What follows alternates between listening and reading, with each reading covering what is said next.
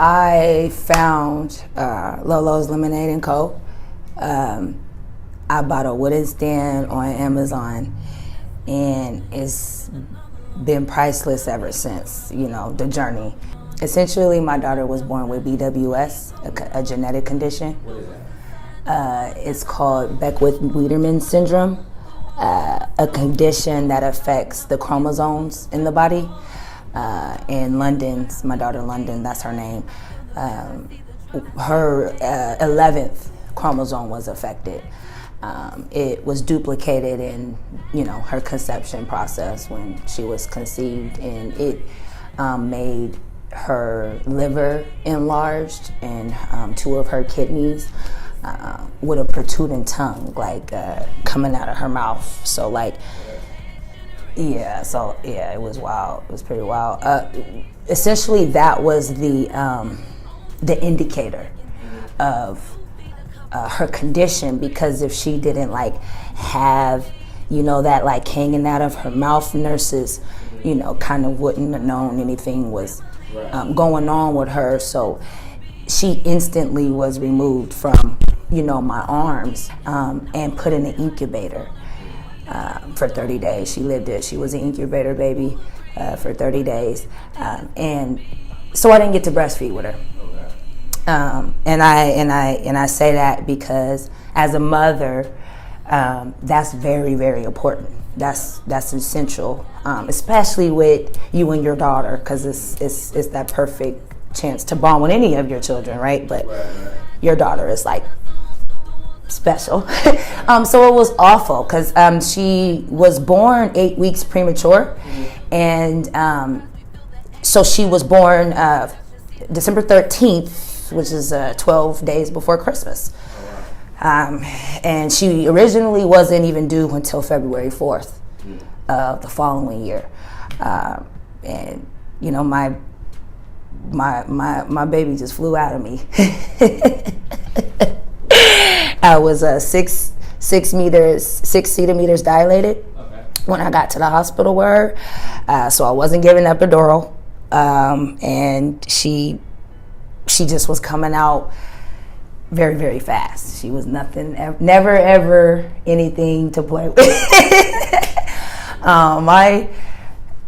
People on the way to the hospital, they didn't even believe that I were pregnant with her. I, stayed with two people stayed with me at the time, and I'm like, So LoLo's Lemonade and Co. is a family company. I brought it into the community with purpose, on purpose, to pretty much spread London's story and make awareness for her condition. So it was always something that I wanted to be a part of everybody else's lives, and definitely had a vision for the world to become a part of our family. Yeah. I imagine you mean how did I manage and remain motivated and up and going. And it's perseverance is something that I always was good at. It was a characteristic that was always embedded very, very deeply. And, I don't really believe in giving up. I don't believe in taking the easy route, or the shortcuts to things, which isn't smart anymore now as a business owner. But the lemonade stand gave me every reason to keep going in my life.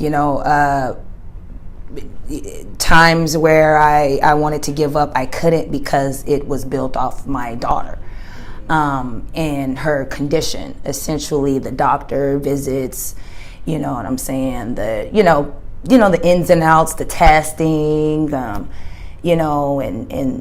the emotional pull that it had on me as a single mother, or at the time I wasn't really truly single, but it just was hard. Even when I created the stand and we would go up to the park and things like that, managing to put like 2 tables, the wooden stand, all of the containers, the juices, the package of candy. And I managed to get all of that in one car, one little Kia. Shout out to Kia. If I ever get rich, just build me, just figure out what kind of car you gonna build me. Because I even stopped, this is not off the record, but on my way here, I stopped and a homeless man was talking to me about a Kia, and he was saying how the Kia saved his life. They reversed back down a mountain, and it hit the tree. And I'm looking at him, I said, did the tree save your life? And he said, no, the car. I said, I believe you. Them Kias is made of steel, because I have an older kid, thanks to how well that Kia took all that weight in the car, because I'm putting children in the car as well, even if I had someone else with me or other kids with me that came and helped us and stuff. But the load always got lighter after we made the money, right? But we did that faithfully. I did that faithfully. Our motto, our mission to LoLo's Lemonade is rejoice when life throws you lemons. And so honestly, I don't know how I manage other life activities.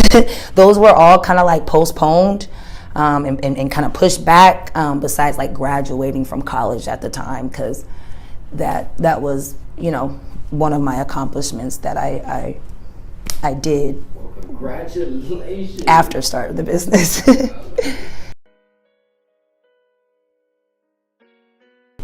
2020. Because technically that year, all hard work and achievements was postponed, right?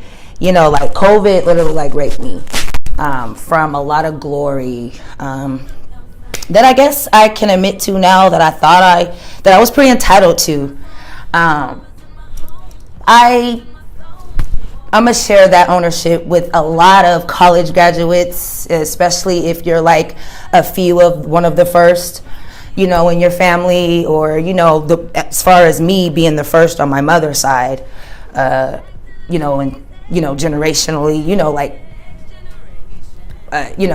my older cousin, I'm not saying that she's on my aunt's side, but just the other branch of my mother's side, because I don't want to shun my older cousin, Shakita Williams.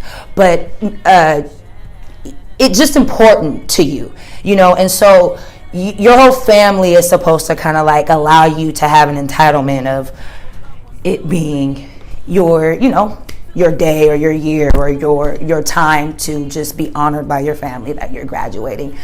And so from a girl who, and I cried when, things were announced that graduation had to be done virtually, so that takes away from my family and my friends being able to be there, everybody that supported me, or just, I can't put no makeup on and find my good dress and walk, prep my walk down, oh my God, I was in tears.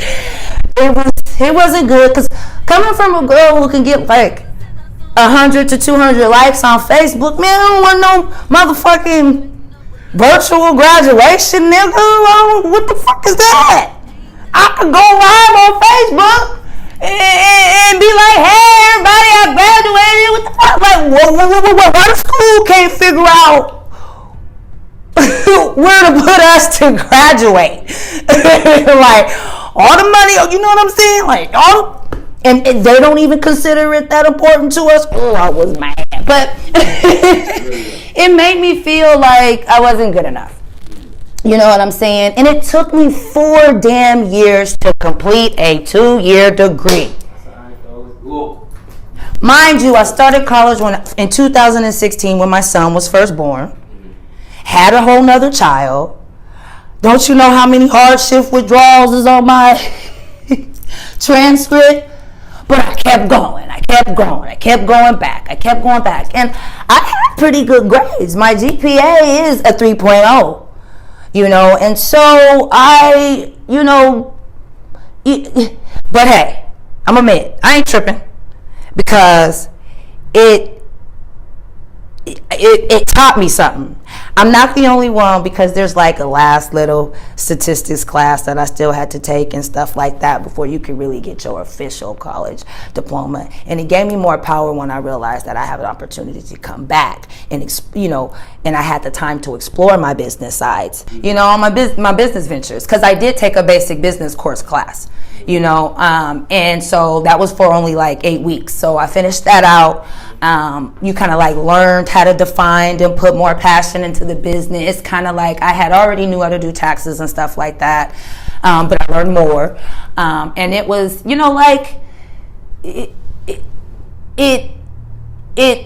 college is still kind of like, even though college was hard knock for me, it is still a goal for me. And I say college was hard knock for me because I left my hometown in 2018 and still finished college.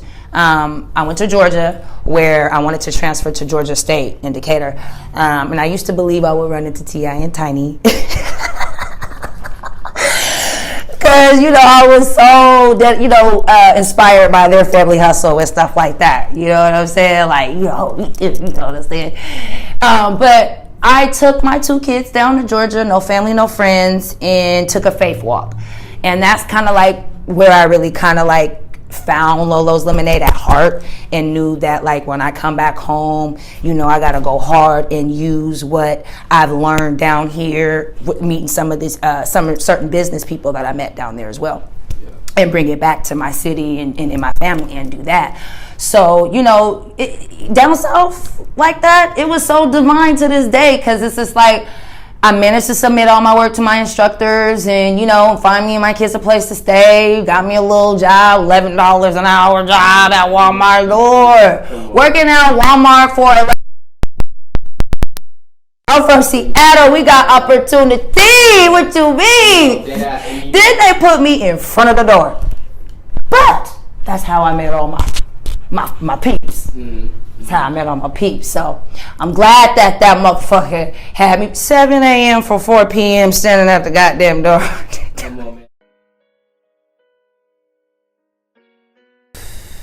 You really want to know? The kids. They're literally like the DIY package. God sent to me. Like if I ever was bored with my life after high school, it damn sure was something to do. Because I never was really the party girl growing up. You know what I'm saying? I went to a few parties, I kicked it, I hung around or whatever, but I wasn't so going to too many people's houses or wanting to be around too many people around others often. I had like one best friend or, 2 best friends maybe at the time, but that's about it. You know what I'm saying? I wasn't the group friender.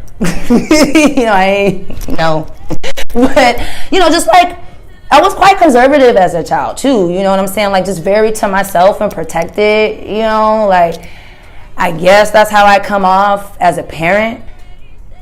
My kids are mine. I think every mom feels like that, So that's just the only way that I can explain the best way I can protect my children, and simply protect my peace, protect my sanity, protect everything, because of course they're attached to that. You know what I'm saying? Especially if, when you're a very good mother, you put your all, it's your full investment, like you paying mortgage interest, and you paying the landscapers to come, and you paying to build a fence around it, and you pay, you just keep improving your home. Like you ain't just satisfied with having a place to stay, having a roof over your head. Like, you love your house, but so moving out of state wasn't really like a hard, conscious decision at all, because I had my house, I had my home, I had everything that I, needed.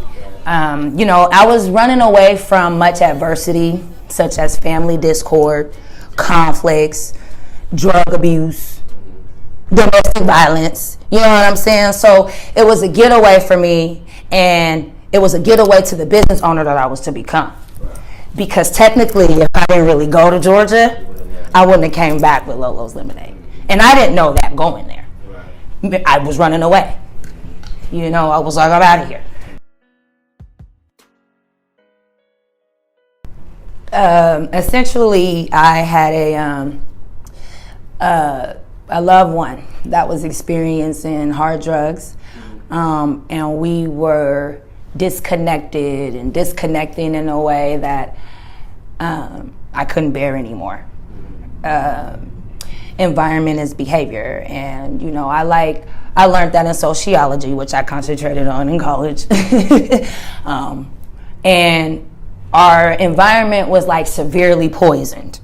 You get what I'm saying? Like, no matter where we went, his friends would follow, his mother would sabotage or would chase us. His demons would break in wherever they wanted to. And let's not talk about my postpartum pity parties.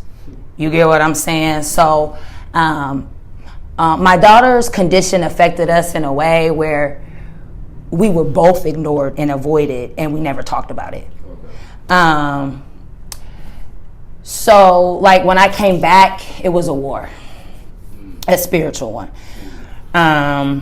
It's like, no matter what it is, where you go or who you run from, after moving away, things are just never going to be the same. When we were offered the opportunity to open our own store, we hit a high and a low. Okay, the store was inside of a mall, and it was very, very hard to generate traffic and sales. Like our DoorDash sales kind of declined because demographically we couldn't break even in the store. Significantly, the children lived at the store, and it's just it took up 7 days of my time now, right? And I've never even thought about before, I never even thought about it before signing the lease that, your whole life is gonna change. I'm thinking about the money.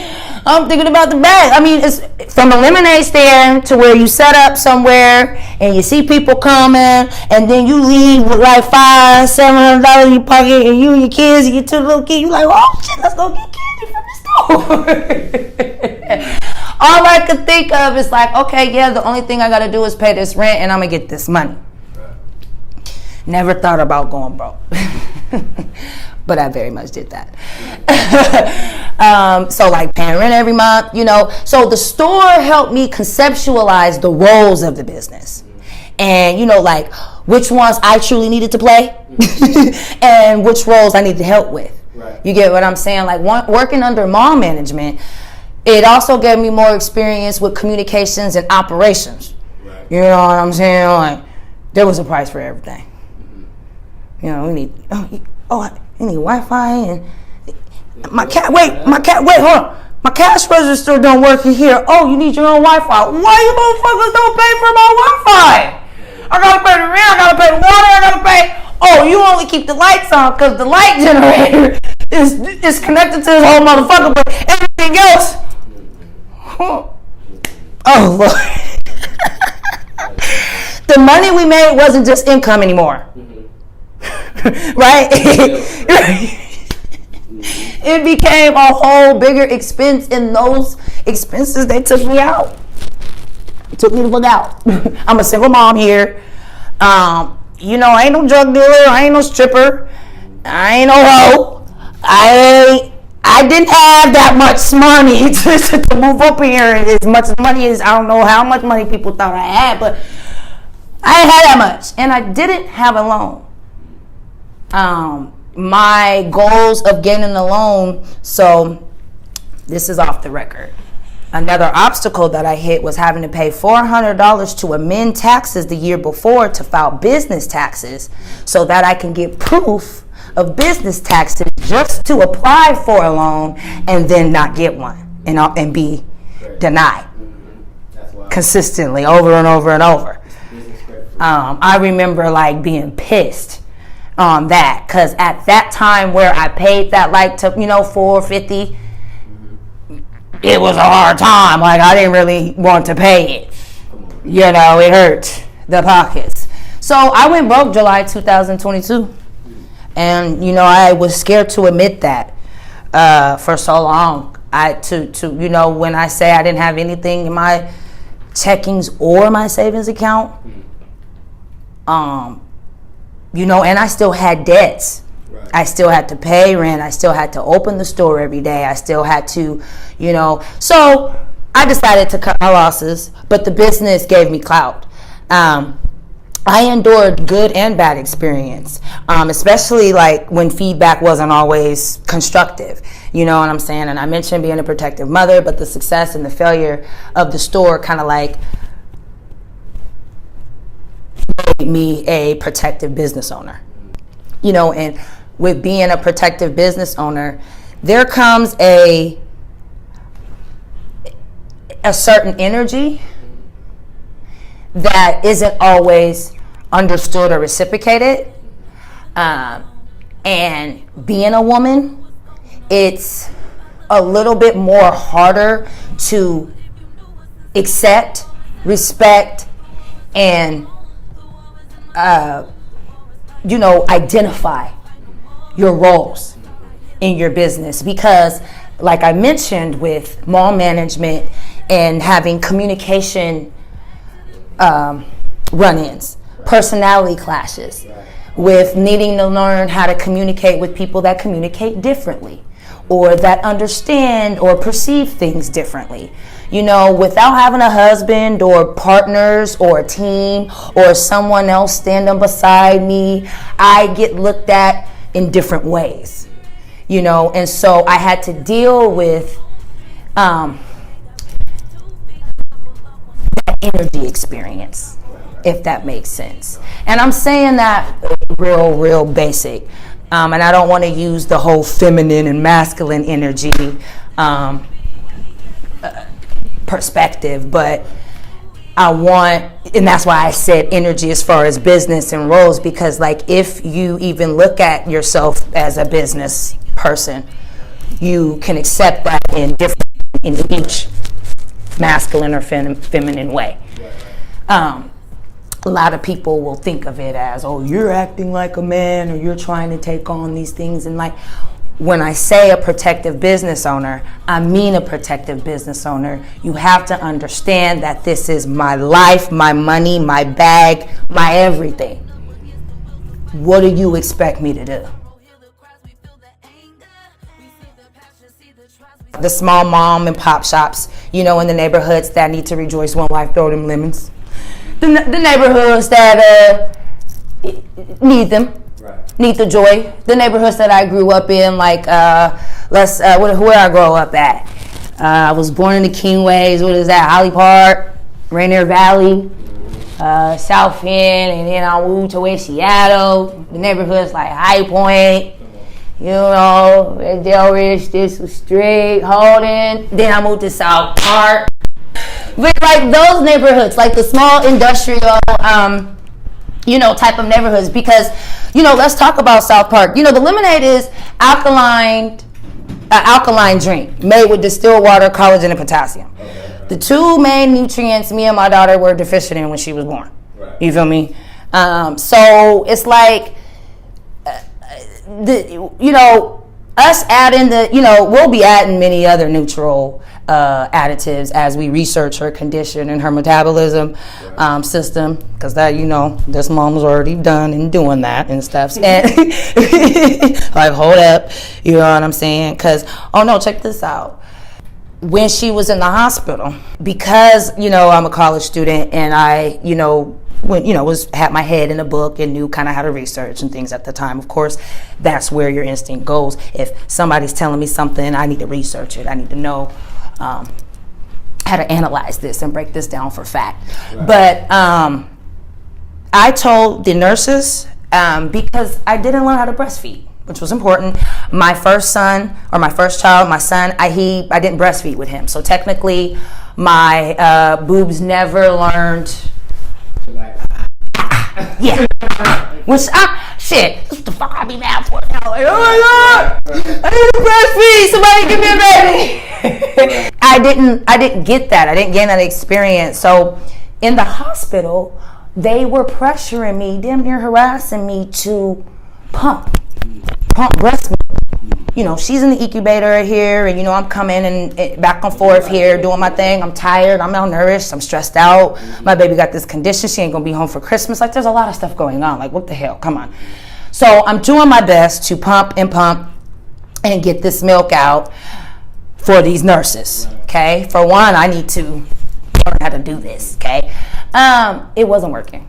Like, I barely was being able to get milk out. So long story short, based on what I researched, based on what I learned in college, based on what I knew spiritually, look, y'all not gonna, they threaten me with CPS, we're gonna do this, we're gonna do that. Oh, so you're not gonna take acknowledgement that I'm trying. Like, I don't know where you guys is at, but I'm not dealing with none of this.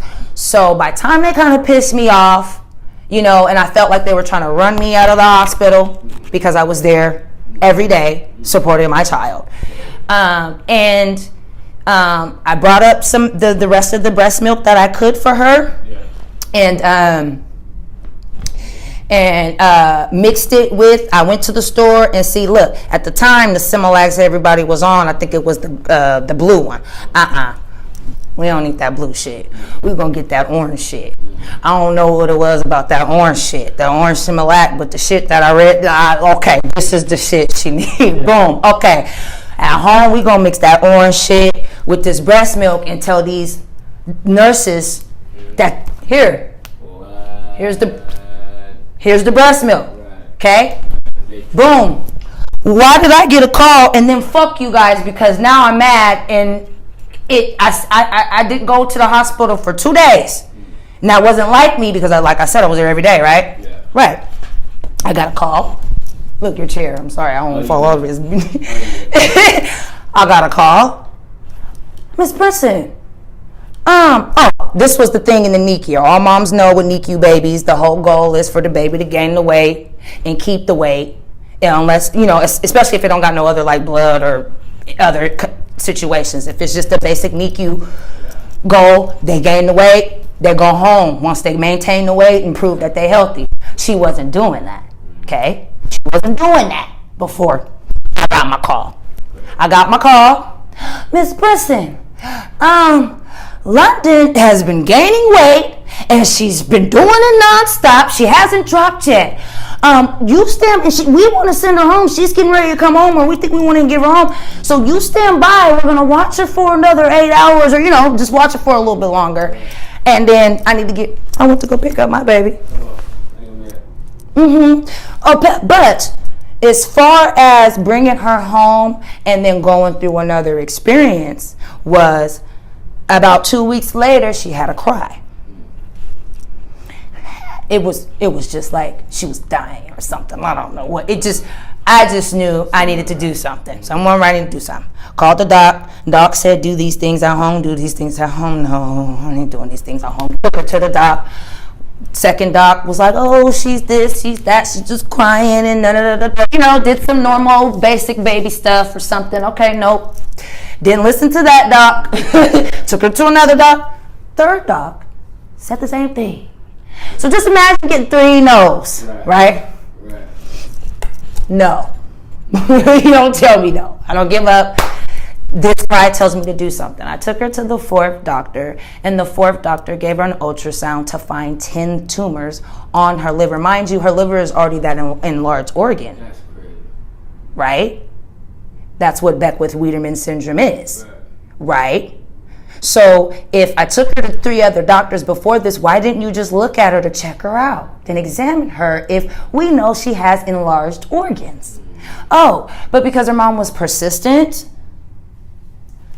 I got her somewhere where they saw something, and then we immediately had to get her into Children's, and she had to get a biopsy to make sure that wasn't cancer. So guess what? Warrior prayer mom was doing. That gave me time to pray. You get what I'm saying? That gave me time to shake all that motherfucking cancer or whatever. The risk, Beckwith-Wiedemann already has a risk of cancer. Come on now, your chromosome is duplicated or mutated.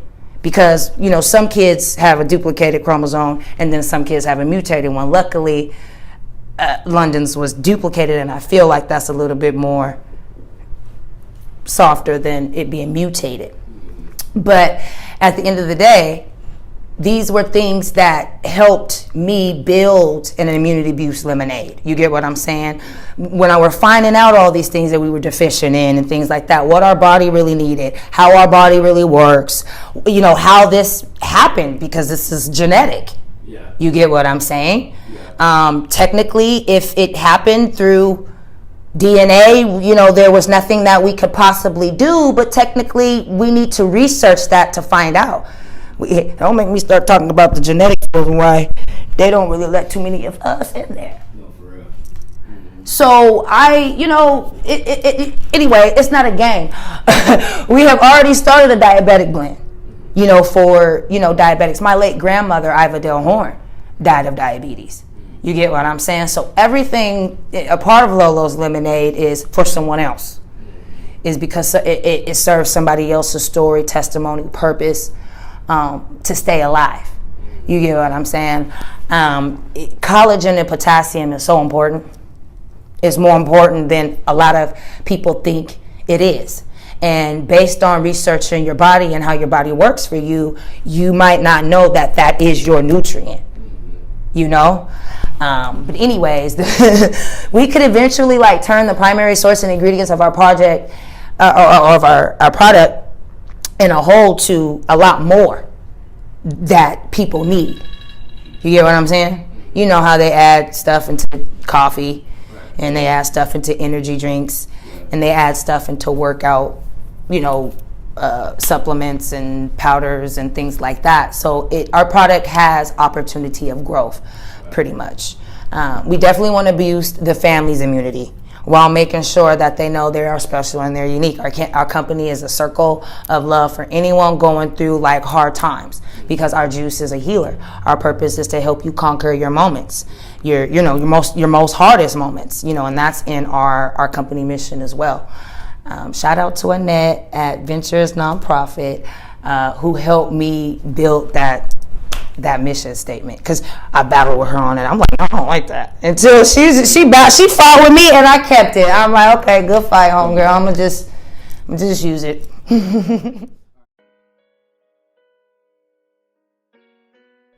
On our website, currently you have to contact us and email us for shipping.